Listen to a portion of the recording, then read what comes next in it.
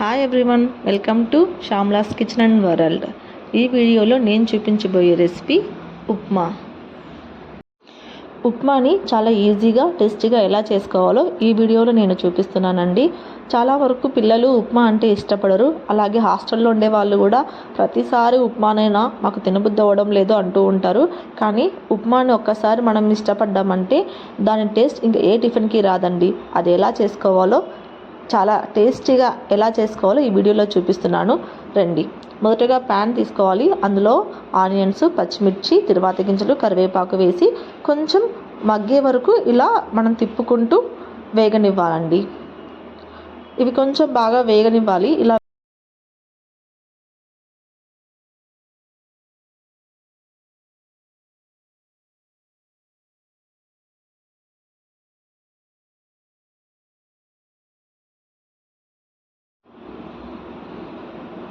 ఇవి కొంచెం వేగుతూ ఉండగా నా దగ్గర ఉన్నటువంటి వెజిటేబుల్స్ అయిన beans, green peas, carrot, capsicum, నేను బాగా ఇష్టపడే పల్లీలు, అలాగే కొన్ని శనగలు, వీటిని వేశాను.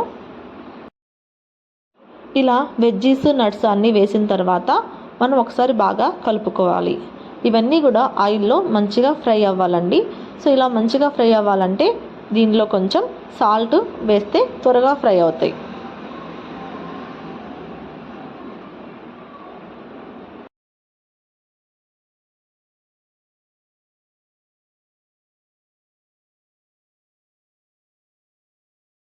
నేను గోధుమ రవ్వతో ఉప్మా చేస్తున్నానండి. సో గోధుమ రవ్వతో మనం ఉప్మా చేసేటప్పుడు కొంచెం వాటర్ ఎక్కువ తీసుకోవాలి. సో ఫర్ సపోజ్ మీరు 1 కప్పు ఉప్మా రవ్వతో కనుక ఉప్మా చేస్తున్నారు అనుకుని 2 కప్స్ వేస్తారు. అదే గోధుమ రవ్వతో చేసేటప్పుడు 2.5 కప్ వేస్తే సరిపోతుంది.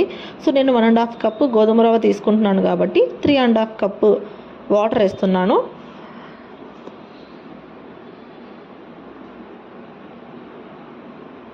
సో వాటర్ వేసిన తర్వాత ఒకసారి బాగా కలిపేసి మూత పెట్టుకోండి. వాటర్ బాగా బాయిల్ అయ్యాయనుకోండి. ఇప్పుడు ఒకసారి మీరు వాటర్ని టేస్ట్ చేయండి. మీకు ఉప్పు సరిపడింది అంటే ఇప్పుడు మనం ఇంకా గోధుమ రవ్వ ఇందులో వేసేయచ్చు.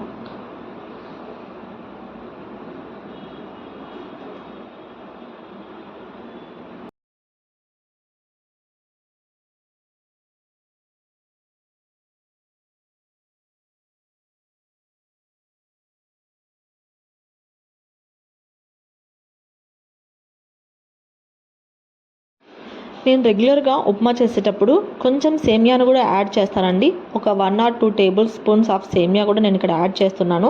జస్ట్ ఫర్ టేస్ట్ పర్పస్ అండి. మీకు ఇష్టమైతే యాడ్ చేసుకోండి, లేదంటే లేదు. ఇప్పుడు అన్నీ ఒకసారి బాగా కలిపేసుకొని మూత పెట్టేయండి. మీడియం ఫ్లేమ్లో ఒక 5 to 10 minutes అనేది మనము అలానే ఉంచాలండి.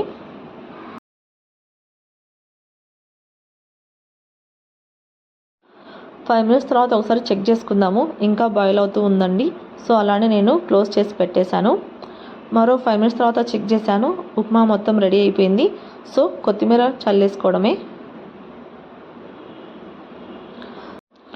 సో ఇప్పుడు స్టవ్ కట్టేసి మనం ఏం చేయాలంటే మూత పెట్టి అలానే స్టవ్ మీద ఒక 2 to 3 minutes లేదా 5 minutes అలానే వదిలేయాలి. అలా చేయడం వల్ల ఏమవుతుందంటే ఉప్మా మరింత టేస్టీగా తయారైపోతుంది. ఇది చిన్న టిప్. సో ఉప్మా రెడీ అయిపోయిందండి. నేనైతే ఊరగాయతో తింటున్నాను. మీకు ఇష్టమైతే పల్లి చట్నీతో మీరు ఆరగించేయచ్చు. Thank you very much.